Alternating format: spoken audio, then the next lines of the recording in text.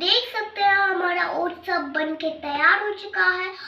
और अगर आपको भी ये अच्छा लगा तो आप भी ट्राई जरूर करना। आज हम बनाने वाले हैं ओट्स। तो चलो शुरू करते हैं अपना ओट्स बनाना।